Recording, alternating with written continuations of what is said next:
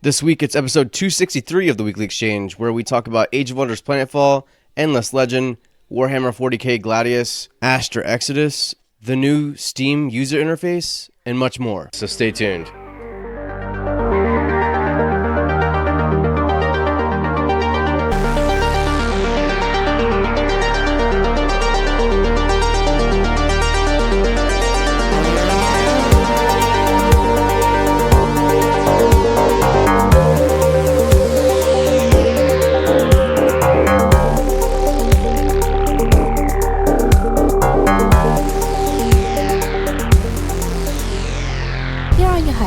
Rob and Nate. Hey, Rob. Welcome to the show. Hey, Nate. Glad to be back. Thanks to Troy for filling in for me. He did a great job. Yeah, it was good because it meant that you and I didn't have to do like a haphazard recording in the middle of the week. And at the same time, right? Like, you remember how we used to have to do that all the time? All the time? Yeah, and it would have ended up being that way just because of my week. So thank you, Troy. I think you kicked ass. You did great. So thank you very much for filling in. And hell, I mean, I feel like I'm still filling in for you, but you did a great job. Thank you. Excellent. So yeah, thanks a lot, Troy. Much appreciated. Can't wait to talk to you again. We got to do one of the WeX shows again. Haven't done that in half a year, if not longer. We could get all three of us on the Weekly Exchange. That'd be fun. Yeah. Well, yeah, we got holidays coming up, so it's going to be kind of hectic for the remainder of the year. Yeah, maybe after the new year. So anyway, we have a lot of news to talk about, including something that's already happened by the time you've heard this, which is that Age of Wonders Planetfall Revelations has released, which is, a rather quick expansion to Planetfall, considering Planetfall just came out back in August, right? August? Yeah, like end of August. Yeah, so... was it beginning of August? I feel like it was like August 9th. August 9th or August, yeah, it was early August. So yeah, just a few short months later, actually just 3 months later, we have its first expansion in the form of Revelations, which brings on a great deal of cool things that I really like. First and foremost, the thing I enjoy the most, and something you may have already read in my review, which is posted, that I really like the anomalous sites, which are like, they're basically sites like map fixtures where you go to explore things and you bring your heroes, and it's like a little choose your own adventure.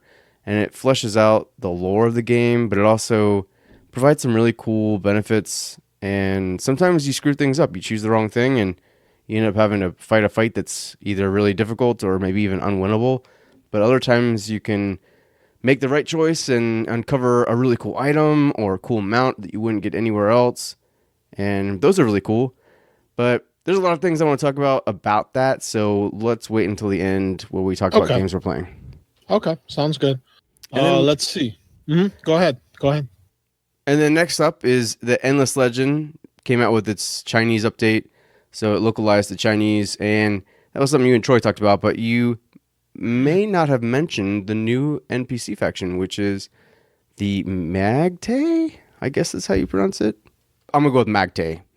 They clearly have what look like Oriental or Chinese sort of influences. I don't know much about what they actually do inside the game. I haven't fired it up again, but no, they have a very Chinese aesthetic to them, and they're pretty cool looking. Yeah, they have they're a little bit on the nose with some of their skill sets, and they have a mechanic similar to the necrophages with the disease, and I don't know what the implication is with that, whether it's just, admitting the obvious about just large populations and having issues with that, or I don't know. I can't even begin to speculate, but it's cool. It's free. And yeah, I think you're right. We kind of glossed over it. So I just wanted to throw it in there. Now, the next news item is for Warhammer 40K Gladius Relics of War. And so they just did an update to version 1.4.2, and it's pretty much just balance and bug fixes, and within they have this little blurb, tiny little line where they're talking about, we're very busy and I'm quoting here, we're very busy working for the greater good of Gladius. So essentially that is a confirmation that the Tau are the next DLC faction, which is what I had speculated when Gladius first came out as to the order of what the various factions will be, what the various DLCs will be. And so far, it looks like I'm right. Of course, somebody's probably going to look back and say, like, no, you said it was a different point. So either way, I'm pretty excited. I think the Tau are a fun faction. They're very squishy in melee, so they're going to be keeping their distance from the orcs and from the Space Marines, and it'll be interesting to see what happens with the Necrons. In the lore, they don't fare well when dealing with them. So yeah, it should be interesting. And I'm excited. I want to see what the art looks like. I can't wait to have giant mechs on the battlefield, and not dreadnoughts and not Imperial Knights or anything of the sort. I mean, straight up mechs. The Tau look like a faction that is from some kind of a Japanese anime. What's a good one that has a lot of mechs? Gundam, maybe, or something like that? Yeah, Gundam was the first one that comes to mind. Yeah, I'm actually watching a series right now. They just released something recently on Netflix. It's pretty good. So, anyways, that's it for Gladius. Stay tuned. We will have more coverage for that. Now, in other news, we're leaving the terrestrials area and moving into space. We've had an interesting conversation going in our Distant Worlds 2 thread on our Steam forums, and there's been a lot of back and forth speculating about Distant Worlds Universe, Distant Worlds 2. There's been a couple of comments from the development team that, they're working on it. They're going to have some news in the near future. And then people are speculating whether the near future means 2020, 2021, 2022, what's going to be different. So for me personally, some of my biggest issues with the game, graphics, like, oh, the ships are not pretty or that, I've gotten over that. But what I've never gotten over is just the user interface. And I've seen some overhauls that help, but the user interface is just really rough. At times, you got to spend a lot of time to get to know it, to be able to find what you're looking for easily. And that's actually that's a discussion that quite a few people have in this conversation, is specifically like the user interface, how many hours they played before they got a handle on it. And I'm hoping that is seriously tackled, because we have a lot of smaller studios right now releasing games, and we're going to talk about a few of them a little later on, and their user interfaces are solid. And these are small studios. These are really like 1-man, 2-man, 3-man teams doing stuff like this. So with Distant Worlds, they sold pretty well. It's got a big following. It's got Slytherin Matrix backing it. So there's no way for them to bypass having not a serviceable UI, but a good UI. Because for a game like Distant Worlds, you should not be struggling with that, Yeah, for sure. And it seems very clear to me, based on some recent posts by Eric Rutens, that curtains are going to be peeled back here very soon. And he and I have actually spoken via email, and he said that we're going to be in on their announcement details, so we're going to know all about what's going to happen. And once they are ready to start showing off and showcasing the game, we are going to participate. So So is that going to be some videos from you?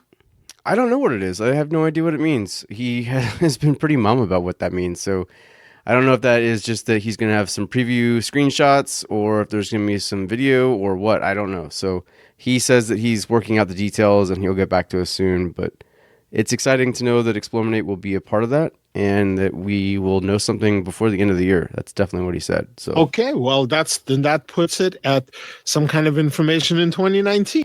Exactly. So, and even more so, it sounds to me, and I'm not trying to speculate too much, that they speculate away. Well, they weren't ready to show anything. They didn't want. He's made it very clear in the past that he didn't want to show anything until they were closer to release. And I can't help but think that because they're ready to start showing something in late 2019, that we might be looking at a 2020 release date.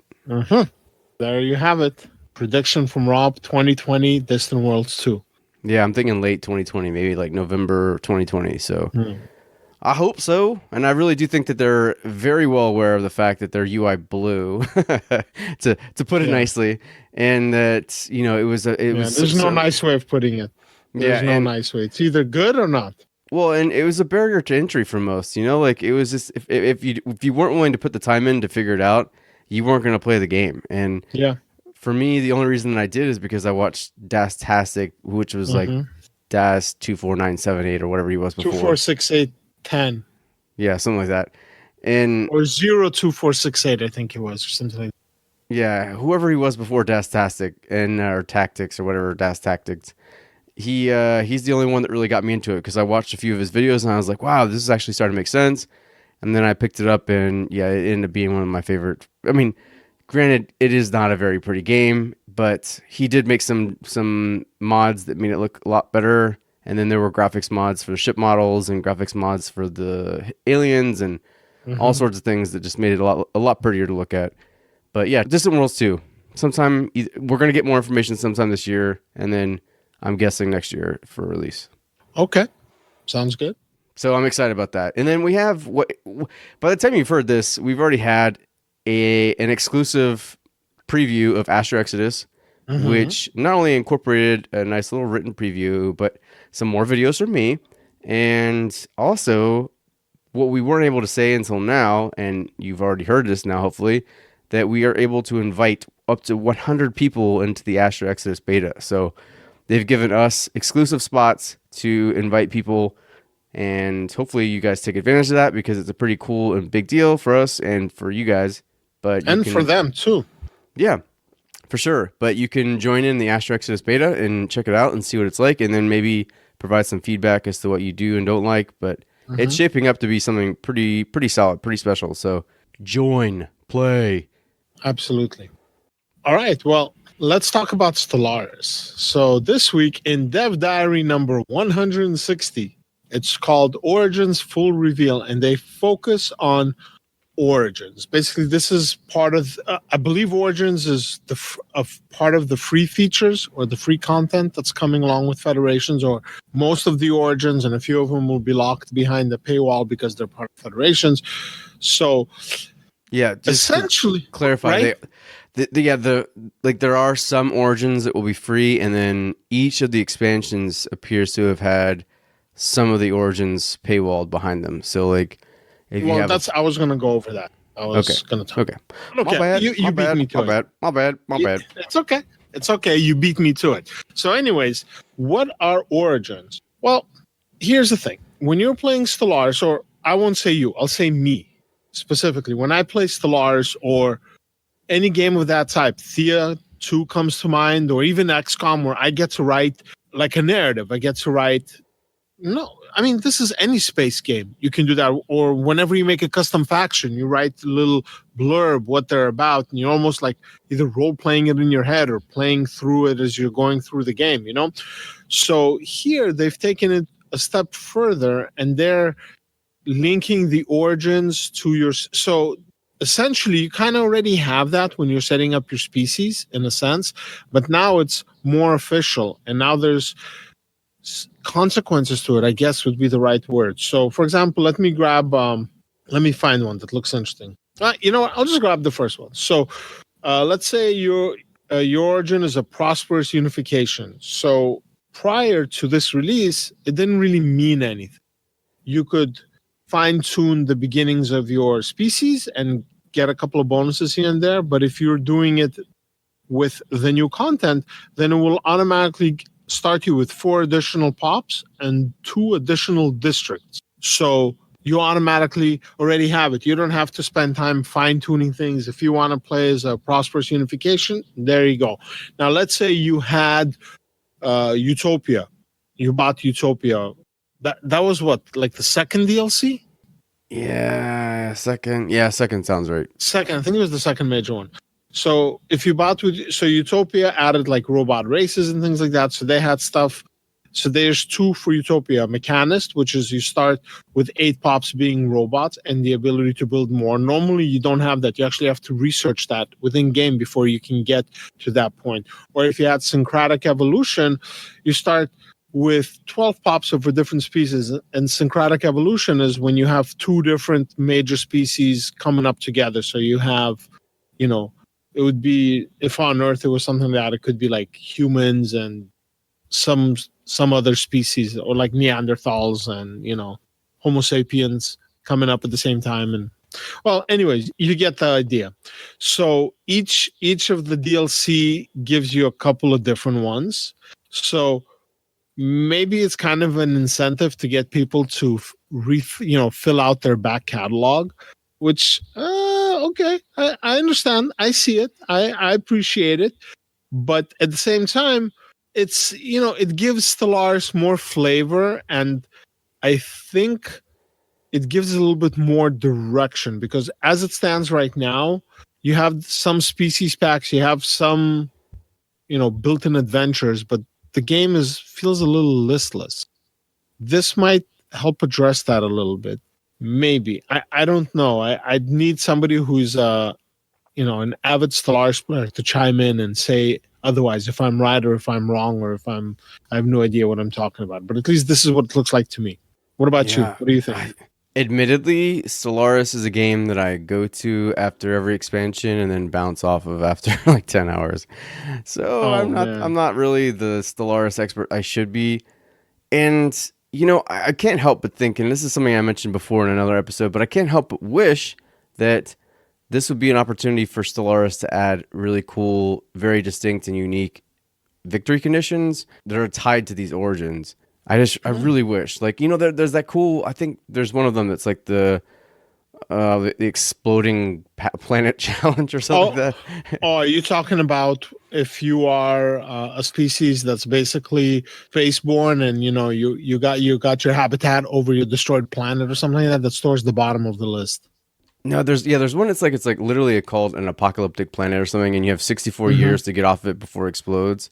And so they were saying that would be a cool challenge to have. And then I was just thinking, no, what it should be is that each of these origins should have a tied victory condition. So let's say you take the origin of being cyborgs or whatever, and your victory condition ends up being that you have to mechanize 3/4 of the galaxy, and that's your victory. So you're the Borg. Got it. You have to assimilate. Exactly. Or maybe if you're, let's say, I'm trying to think of one of the other origins, but let's use that one, the exploding planet one, right? Then you have to, what happens if that origin actually ends up being that each of your planets, every time you colonize them, has 64 years before they explode. And your win condition ends up being finding the technology that helps you stop that process. Or maybe somebody's sabotaging you. Exactly. Or you find something like that. Something like this. And it doesn't, of course, all this could be just a bunch of options. I know a lot of people are like, no, don't take away my sandbox, which is totally fine. I get it. But I need victory conditions, and it's part of the reason why I bounce off of it so hard. Because you need scenarios, is what you're saying, because what you're describing are scenarios. Well, yeah, I just need something for me, which is what Europa Universalis 4 had, and it's what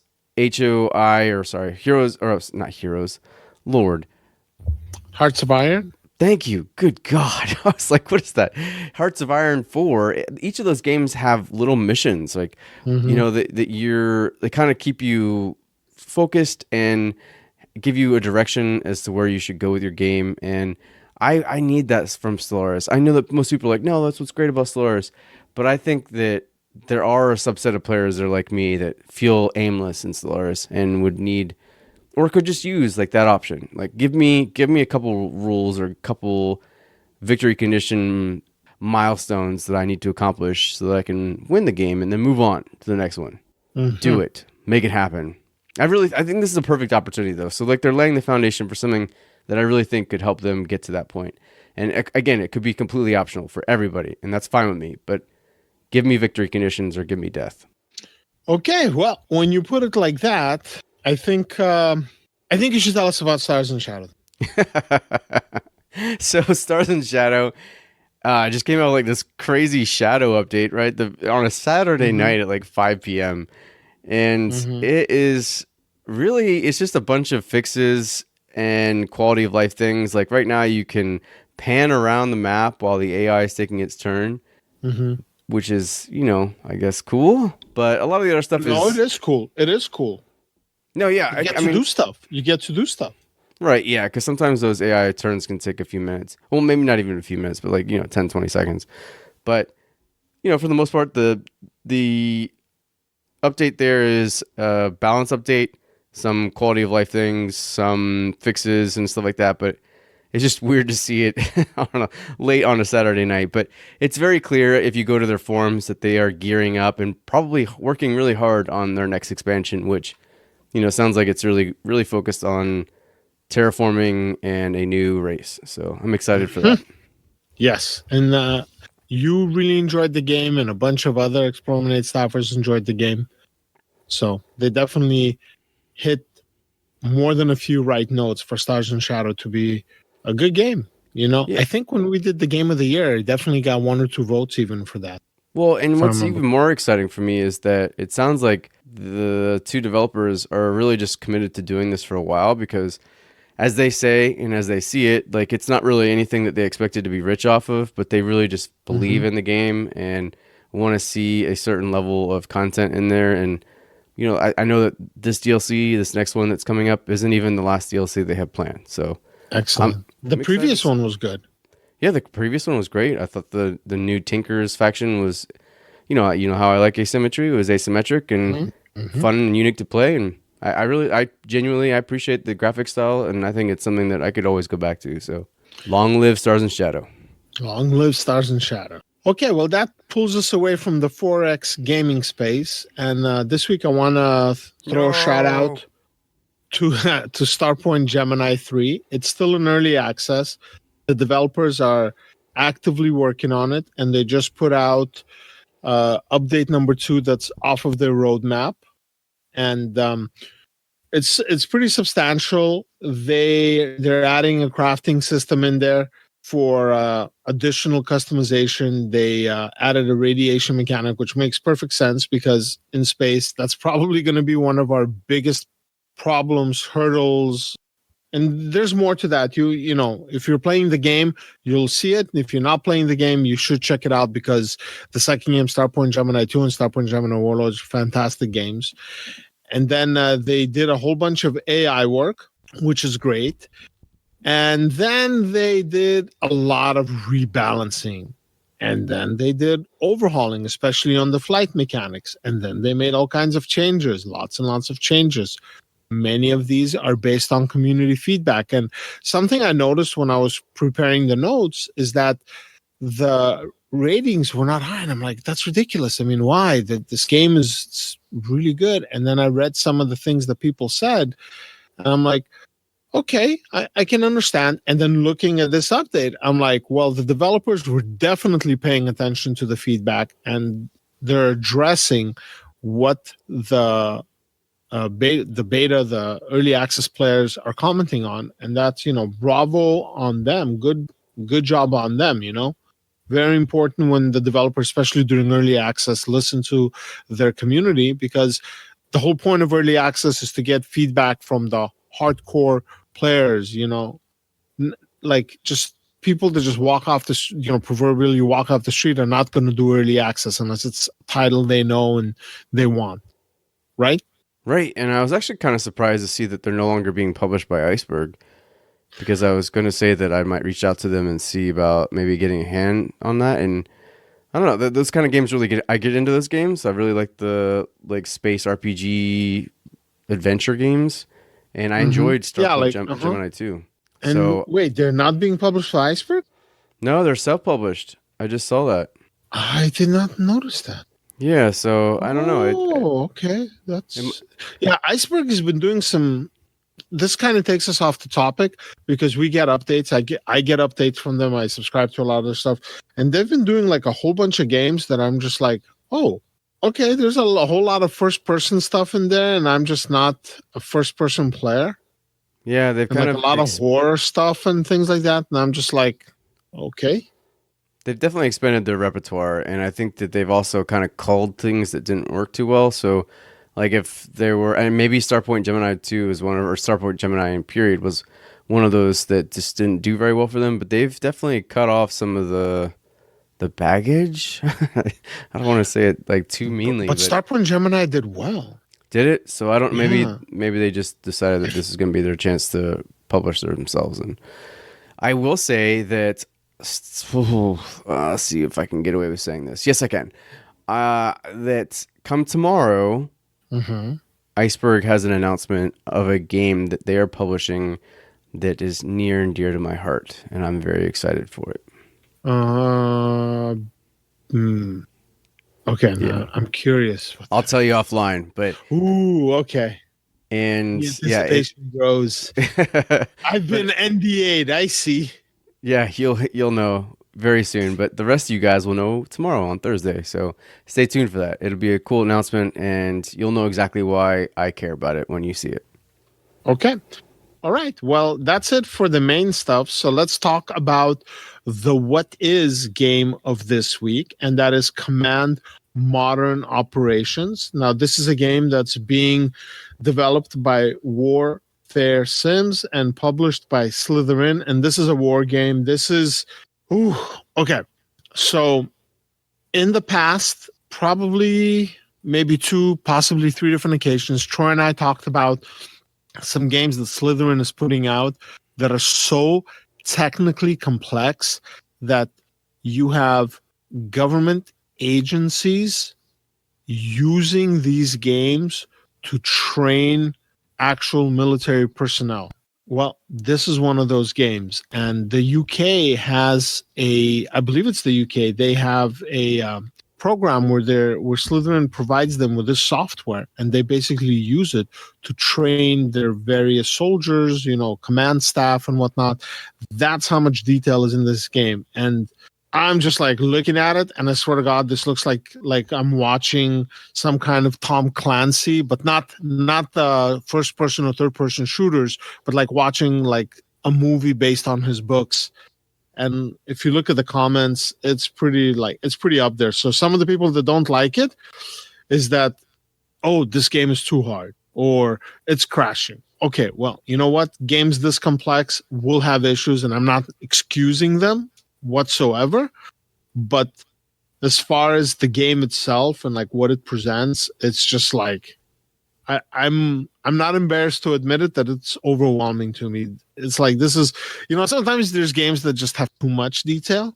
Well, this game falls into that category for me. But I know quite a few war gamers that are playing it and they do like it. And yeah, this I swear, like look at this and it looks like something you're watching on the news. Okay, we have an attack going on in this, and here are the military forces that are moving in. I'm just like, ooh, that's interesting. That's how I feel too. It's very realistic looking, and it looks like it'd be something really fun for somebody who wanted to like play out hypothetical scenarios and hypothetical wars. But Or play out alternative versions of real scenarios to see if they could come up with something else. So it's kind of like playing a Civ game, only, your leader is 6,000 years old. yeah, Which is what happens in those types of games. You're playing with, representations of actual units and, oh man. Yes. All right. Well, I think I want to talk about a couple of things for topics. I have two things in mind. So let's launch into it real quick. YouTube. So this past week we got notices from YouTube about changes that have to go into effect because of a law that was passed that is supposed, like, I've been seeing a bunch of YouTubers that I follow talking about it. And I mean, I don't let my kids watch YouTube, very limited access to YouTube. And when it is, it's highly supervised. Like at home, we definitely have it all locked down because YouTube is toxic. And the recommendations, you can go into like some crazy rabbit holes from like the most innocent things. And YouTube knows this, or Google knows this, or Alphabet, or whatever they're called. And they're trying to handle it by demonetizing everybody, randomly kicking people off because they can. So that's a problem. And also forcing them to comply with these laws. So you have to state whether your footage is child friendly, and if it isn't, but you said it is, then you get into all kinds of trouble. And if it is child friendly but it isn't, then you might also get into trouble anyways because you didn't want them. So I don't know, man. What do you think of that? I think it's a good thing because I do let my kids watch some YouTube. I mean, it's always monitored because first of all, it started off by just knowing that there's crazy stuff on YouTube, but then you hear some horror stories about people trying to, manipulate videos into making it look like they're kids' videos, and then, scaring kids half to death halfway through. So, Yep. I've always monitored it. I've always watched them. They're usually just into Pokemon and stuff like that, so they watch Pokemon videos. But Oh, Pokemon is evil, dude. trust me, Pokemon is evil. I'm beginning to learn that. It's all we talk about now. But yeah, no, and I do think that these rules are headed in the right direction. Of course, I'm glad that they're doing stuff like that. I don't think it. I know it won't affect our channel whatsoever because we're not geared towards children. But I do appreciate that if there is some sort of violation of these rules, that they're going to be really strict about the punishment. So that makes me feel a little safer as an adult, as As a father. parent, not as an Yeah. adult, as a parent of young children. Both. I mean, I'm happy to know that other kids won't be, messed with, and certainly mine, of course. So, yeah, no, I think it's a great stride for YouTube, and I think that they're heading in the right direction. But again, it's not going to affect Exterminate. Dude, it's Google. They'll mess it up. Don't worry. That's true. They'll find a way. So true. Okay, now that was brief. The second one might be equally brief, but to me, it's pretty important. And it occurred to me as we were, getting ready to start recording this. It occurred to me because we kind of started talking a little bit. So I was like, yeah, let's talk about it as a topic. So the second topic is the new Steam user interface. So this was done, I think, 2 weeks ago? They made the change where they changed it to look a little bit like apps in an iOS or Google Play Store or something like that, and like clean it up and do recommendations and things like that. And I heard a lot of negativity, and personally, all my games are sorted, and when this kicked in, it didn't mess with the way I sort things. And you have a lot of control over what you see. So there's no, within my library, I'm not getting promoted stuff that I don't want. So it's not like there are commercials in there. But what it does do is it lets me know, for example, any game that I have, it'll tell me, oh, by the way, a new update just came up for this game. So normally when I'm looking for this stuff, either I have to click on the game and go to the community or to the news, or I have to look on my Steam wall, but it's not readily available. And now it's right there. Now, if I don't want to see it, I can just minus it and it shrinks it in just a little tab and it's not there, But if I do want to see it, or maybe my friends are playing something, or maybe my Steam friends just posted a couple of reviews or impressions or screenshots from their games, because I've been doing that, and I'll talk about that a little bit later. So I like having it there. And that's, by the way, that's how I found out that Stars and Shadow got this stealth update, because just as I was wrapping up my game and I was kind of scrolling through it to see if anything, I'm like, boom, there it is. This game you own, Stars and Shadow. You like this game. Did you know? Here's an update. Right next to it is, boom, this game you own that you like this game, Gladius. Guess what? That got an update too. So it's like, yeah, I like that. That's the kind of fine-tuning that I want versus what I've had before, where it's like, the game recommendations off the Steam store are just insane. And speaking of that, have you noticed now when you start to put games on ignore and there's a list of genres, and if like, I don't want this type of game, that type of game, have you noticed that actually now it's a lot more responsive? I'm not finding first-person shooters. I almost have no MMO recommendations and no, pixel art or whatever. Have you noticed that? Yeah, finally, for the first time ever, I didn't get like 14 anime games. I was like, oh, cool. I and it wasn't even until after I went through it that I was like, oh, cool. I didn't see a single anime game. So it's starting to figure me out, which is cool. So, all right. So tell me, what do you think? What are your thoughts about? Because I know a lot of people very angry about it, but I love it. It's, first of all, a lot of people don't understand how customizable it is. That, like, if you go to your library, you can add what are called like shelves, I believe, and you can change the shelves based on like your categories and stuff like that.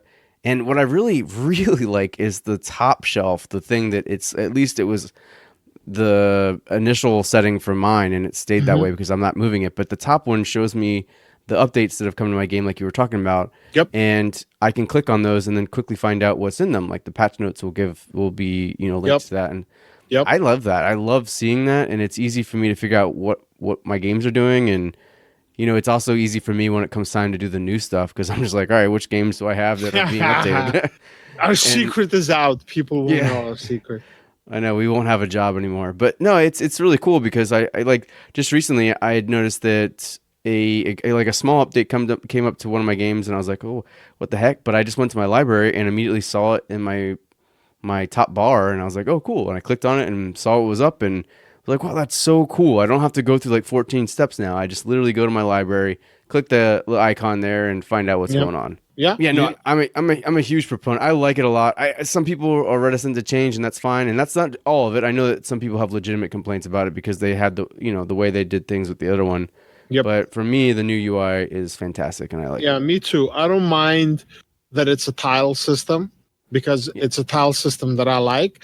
And yeah, and at the the same tiles, time, the tiles are really pretty. Like the a lot of the graphics and like the titles and Mhm. stuff like that. They look super good.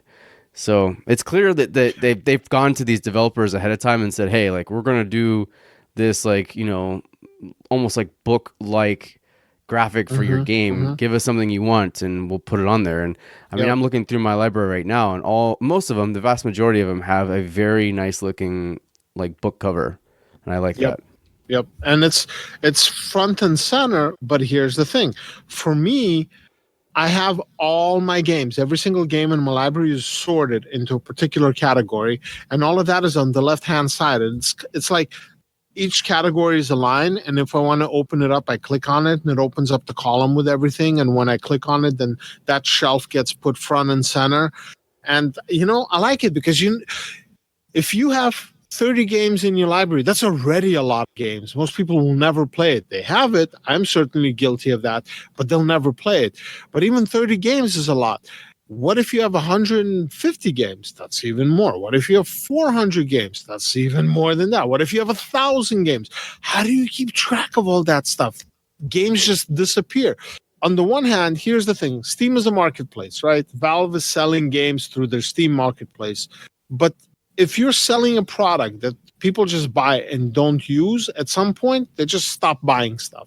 When you're a salesman, you want to have return business, and to have return business, they have to try your product and they have to like it. So this is a way to get people maybe to play some of their games that they've bought that they even forgot that they have. Oh, look, wow, this is pretty. Oh yeah, that's right. I bought that. I never played it. Maybe I'll try it out now, because then you see the value of what you already have and you feel invested. If you're just buying games and you buy 50 games and you only play one, then yeah, sure, they made the money that one time, but they'll never see a penny from you again. Yeah. And I think this sort of addresses it. But that aside, I personally like the new user interface. I like the things that Valve is doing. And it makes me wonder how much of this is being done because of the Epic Store, because there's a real competition for them. And again, I've said it before, I'll say it again. Personally, my issue with the Epic Store has nothing to do with the store itself. It has to do with how the company does business. I choose not to do business with them, but I have no problem with them existing, and they are welcome to do whatever they want to do. And that's that. So does having a direct competitor that is big, the Epic Store, they're not three people doing this is a giant company, this is a rich company who is like, Steam, we want some of your cake, give it to us. And Valve's like, nope. So they're like, all right, well, let's see what we can do about that. And I have a feeling that that's forcing innovation. Now, the next thing I want to see is what these Black Friday and winter sales look like, because the last couple of sales, Valve has really been trying different things. So I'm curious to see if we're going to get back to something a little bit better, because last year, do you remember? Was it the summer with the corgi and the bunny and the turtle racing and stuff like that? And that was just weird. It So was weird. Yeah. I wasn't a big fan of that. I still think I won something from that, but I don't know what it yeah, me too. was. Team Corgi all the way. Yeah, I believe I was Team Corgi as well. So, Well, there you go. So, all right. yeah. Well, what have you been playing this week? Well, so the vast majority of my playtime did involve Age of Wonders Planetfall Revelations because I wanted to make Mm-hmm. sure that I was up to date on the very latest and was able Mm-hmm. to write a review that reflected that. But my time with it has been pretty happy, like fun. I've had a lot of good times with it. I think that it's a great expansion. My one concern from the review was the price point, and I think that's going to be something that people individually will have to figure out whether or not it's worth it to them. Mhm. And the reasons I laid out were that, it depends on if you like the game to begin with. If you thought that Age of Wonders Planetfall was a game that you liked and just wanted to see more content for, then I don't think $20 is a big deal. You just skip a meal out or something.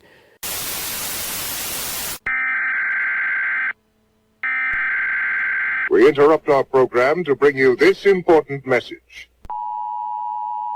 At the time of this recording, we erroneously believed that Age of Wonders Planetfall Revelations was $20. It is only $15, so we apologize for every reference that we make about it being $20. Please stand by for further details. We return you now to your regularly scheduled program. For those that were already on the fence or maybe even didn't like it, I say in my review that I'm not convinced that this is going to be the one. So, yeah. That was always a concern. That's always a concern for DLC. Like, what is being charged and what are you getting for it? And I know that there's going to be a lot of people out there. There are going to be there. I already see it. They're going to be defending, saying, it's like this and it's like that. Everybody's got to eat. Everybody's got to do this. But, in this day and age where there's so much competition out there, I don't think $20 is a competitive price for this, because for the same amount of money, you can buy a new game. And there are excellent games out there for that money. So I don't know. I bet you that's going to be probably one of the biggest dings for this. Like, the negative reviews are going to be, this is too expensive, it's not worth it. Nobody's going to be saying, well, the content is great, it really adds a lot to the game. They're going to all be focused on the price. Could it have been $15? I think it would sell more at 15, probably even more at 10 to 15. But, people are probably going to end up waiting for the sales. I will say, and this is the devil's advocate position that I took, is that art assets are very expensive and they take a lot of time, and there are a great deal of art assets in this one. So, yes. I mean, there's with the new NPC faction, there's a lot of new enemies, and then with the new Heritor Secret Tech, all the factions all get, unique units for them. Yep. With that Secret Tech. Is it what? It's like, how many unique units is it? 3 or 4. Three or four. Yeah. No, again, I understand, and I've seen it too. So I've messed with it, and I know what you're talking about. But that doesn't change anything. When we're talking about it here on the show, we can't talk about it as VIPs or beta testers or fanboys. We kind of have to distance ourselves a little bit at times and look at it from the other side, because we're gamers first and foremost. Whether Explominate exists or not, you're a gamer, I'm a gamer, our listeners are gamers. And as a gamer, when I'm looking at something and I see a price, even, $20. How much is $20, right? Not a big deal. Skip. It's not even a meal, but it's like, go get a burger, some fries, a drink, or pizza or whatever, and there's your $20. But here's the thing. We are here. There are a lot of people that aren't in the US, or a lot of people don't have a lot of disposable income, and $20 makes a difference. And think about it, $20 here, $20 there, $5 here, $13 there. Before long, it ends up to a couple of $100 a month, and that really can make a huge difference. It certainly did for me when I was much younger. When I was in school, when I was just getting started out, I was looking to save every penny I could. And I didn't have a lot of this or a lot of that. So there are quite a few gamers today. That's why people turn to piracy. And they're like, well, I don't know if I want to spend the money. I'm demoing the game. Right. Okay, I guess, yeah. What can you say to that? I wouldn't do it. I never did it then. I wouldn't do it now. But even though for me, $20 isn't a big deal, doesn't matter. If I don't feel it's worth it, I won't spend it, be it this, that, or something else. And this is going to be the biggest thing. This is because they're part of Paradox now.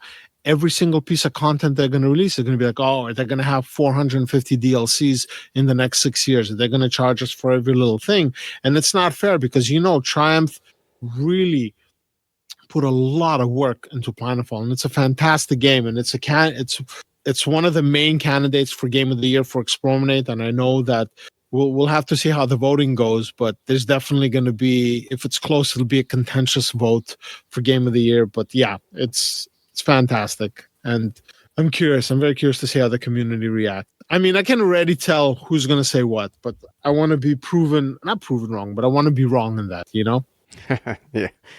Yeah, it's definitely my solid vote. But I just feel like there isn't much competition this year, other than Theo 2. So I know that your vote's probably there. So we'll have to I'll talk about that shortly, put everybody in a room and just fight it out. verbally and nicely. What about you, man? What have you been playing? Wait, so is that the only thing you played this past week? Oh, yep. No, I played almost 20 hours of it. So yeah, that was all I played. And I lost 2 campaigns, which were pretty frustrating, but then I won with the Devar. And yeah, I had a lot of fun. You know what? I'll tell you what my biggest issue with the game is. I'm not feeling any of the factions. I am, only because I think, not all of them. I still think 2 of them are pretty, boring as hell. But the Devar. Let me guess. You're going to say the Star Union are boring, right? I mean, you don't know much about them, but the 2 that really appeal to me, the Kirko and the Amazons, I think are pretty unique and fun. And the dinosaur units for the Amazon are freaking awesome. Mm-hmm. And the Kirko themselves, they're not super unique, but they're unique enough that I have fun with them. But yeah, you're right. I mean, I don't feel a particular affinity for any of them. However, I would say that at least they aren't like space humans all over the place. I mean, the assembly, right. That's true. Are, they each have like a unique take on things and a unique outlook, and they could have just done what Beyond Earth did and just made them all a bunch of United Nations that split off and all that crap, and been a lot less fun. But yeah, I'd agree. I think that's something that they need to work on to flesh out the asymmetry and make things a little bit more distinct. I think they're trying to do that, and I have a feeling the next DLC or the following one, whenever they release the major faction, is going to be. Now, I hope they do what they did with Age of Wonders 3 and they release 2 factions. But I don't know how they're going to do, because when they did that was awesome. And my favorite faction, Age of Wonders 3, came in the last release too.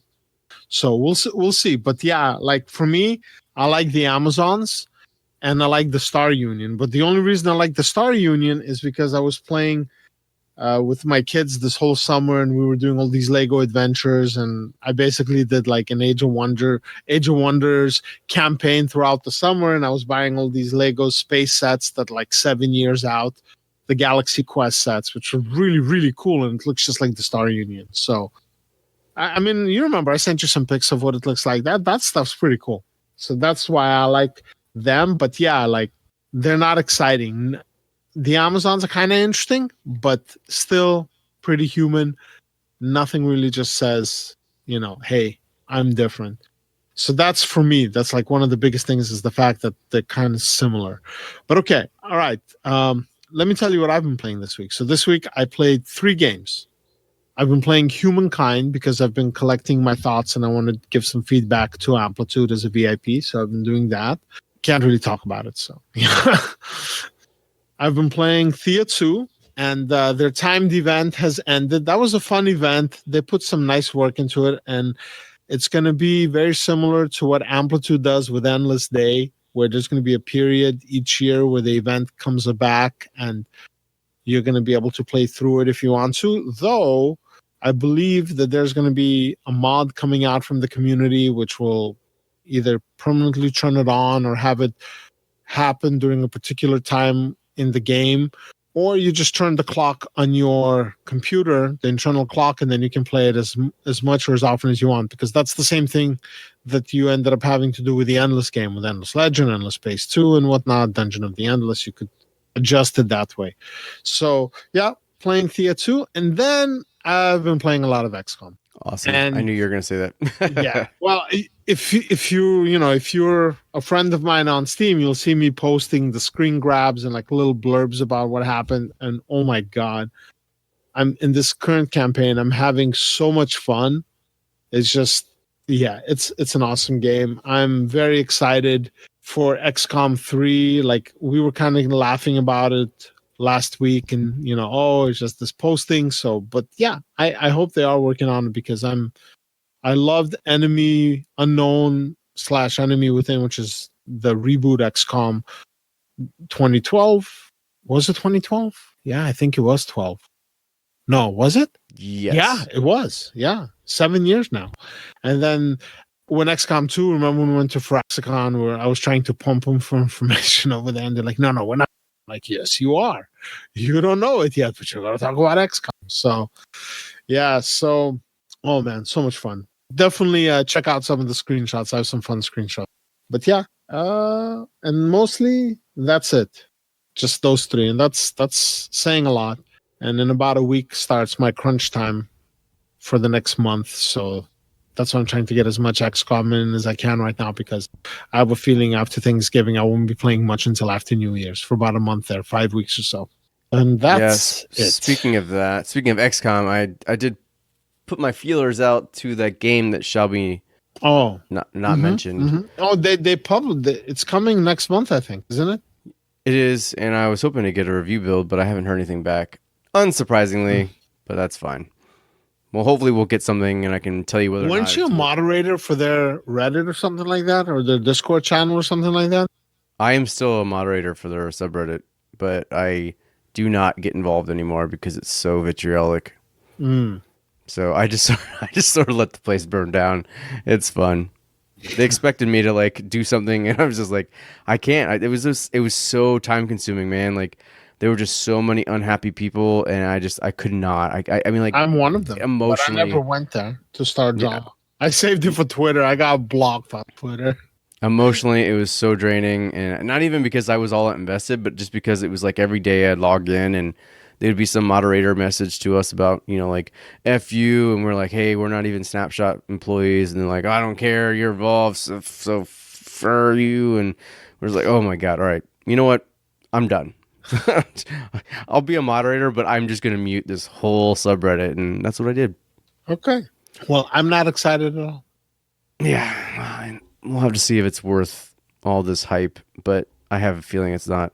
Anyway, thanks to you all, everybody, every single one of you, for what you guys do and your support.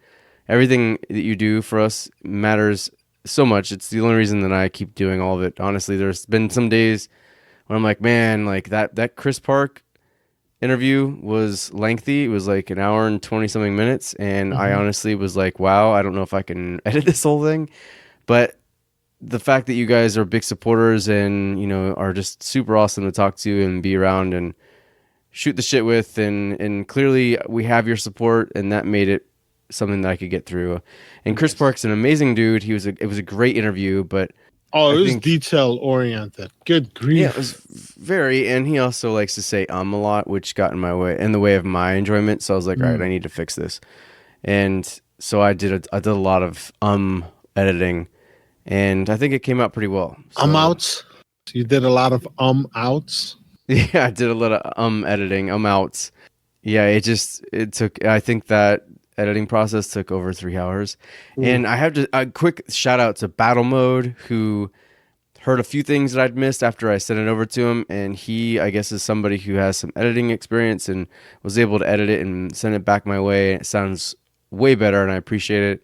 And then also thank you to Benji from Discord, who listened to it really early and gave me some feedback on how it should have sounded, and I made some adjustments based on that. So thanks to you guys. You guys rule. And thanks to everybody who continues to support us. You're why we do this. I think that's it, yeah? It is. So thanks for listening, guys. This was Rob and Nate for Explominates. We'll talk to you guys next week. See ya. Bye.